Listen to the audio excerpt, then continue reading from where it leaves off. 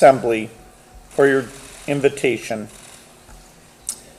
During my trip to the Republic of Korea, one highlight is that I'll sign a memorandum of understanding with the government to outline our work together on global health security, improvements in health equity, and continue the fight against infectious diseases in all countries. This is a crisis moment for global health, so this is also a fantastic time for our foundation to strengthen the partnership here with Korea, providing great ideas for new tools and more resources to help those most in need. It's important to reflect on the incredible success of global health this century until the pandemic hit.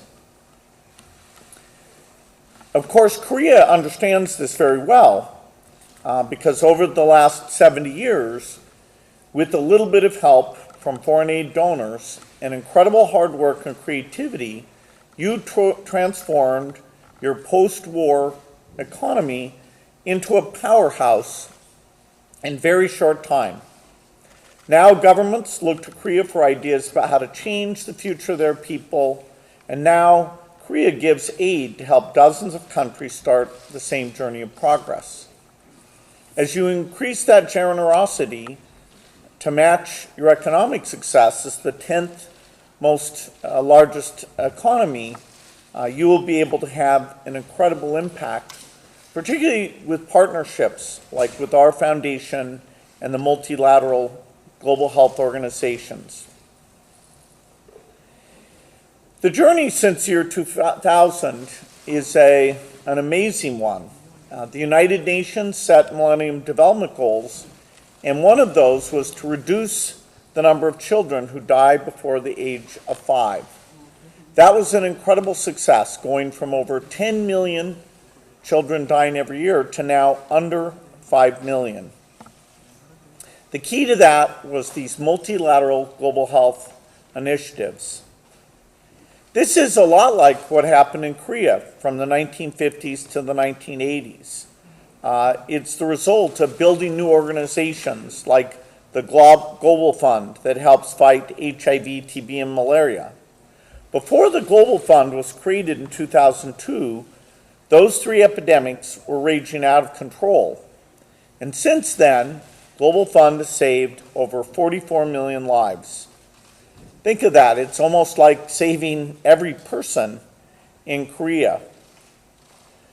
Setting up this fund and having it constantly improve over the last 20 years is one of the most generous things human beings have ever done for each other. Next month in New York, the United Nations is hosting a replenishment floor of the Global Fund. And I am optimistic that the world will again come together to save even more lives. There are two other extremely important multilateral health initiatives which many countries in our foundation are strong supporters of. CEPI stands for the Coalition for Epidemic Preparedness, and it helped develop the COVID vaccines that have allowed the pandemic to under control. It's also developing, in some cases in partnerships with South Korean companies, other new tools, a vaccine that will be very broad and cover all coronaviruses, a vaccine that will block infection, and tools that would stop the pandemic in its early stage. Another important organization, Gavi, the Vaccine Alliance, has provided resources to immunize over 1 billion children. And over the last 2 years, it's delivered over 1 billion COVID vaccines. Again, an organization that saved tens of millions of lives, saving those lives for very, very little money. In the world of generosity, these multilateral health organizations are by far the most impactful. By working together, we can bring all the expertise and planning to make sure these resources are used effectively including taking advantage of new R&D.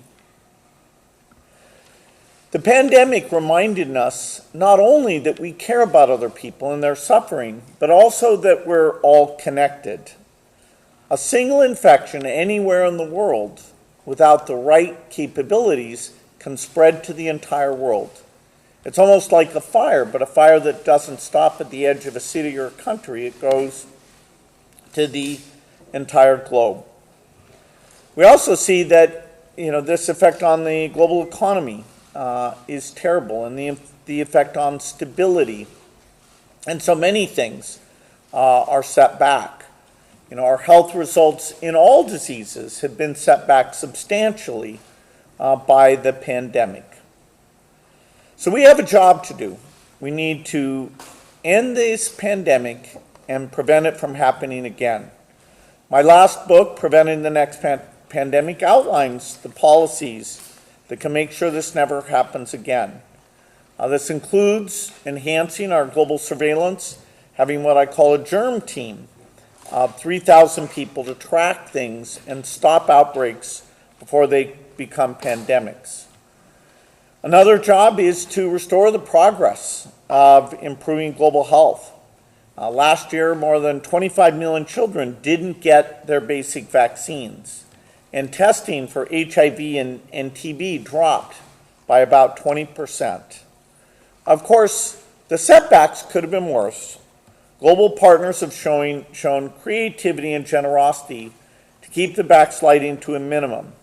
And now, as all countries look at their generosity to groups like CEPI and Global Fund, we have a chance to show we remain committed. Korea is poised to be a leader in this work. Not only as you raise your aid generosity to match being one of the top 10 in the world, you also have particular strengths: incredible vaccine manufacturing, incredible diagnostic manufacturing, R&D capabilities, diagnostic capabilities. In fact, Korea is one of the only countries that actually sells more to these global health multilaterals than the total donation.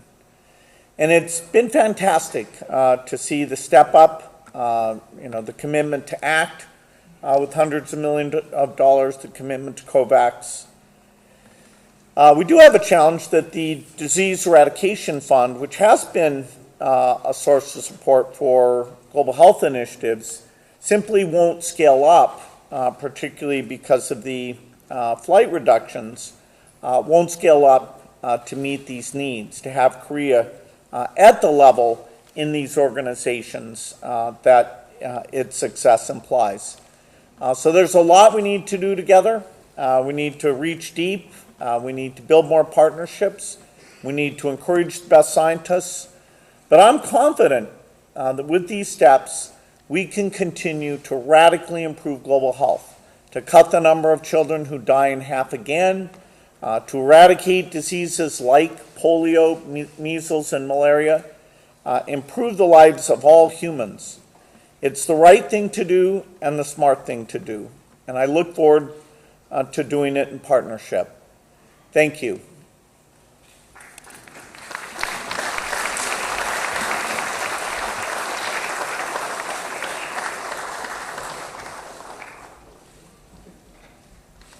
이상으로 빌 게이츠 공동이사장의 국회 연설을 마치겠습니다. 다음은 참석하신 의원님들을 모시고 빌 게이츠 공동이사장과 기념 촬영이 있겠습니다. 참석하신 의원님들께서는 기념 촬영 장소인 정현관 대단으로 이동하시면 되겠습니다.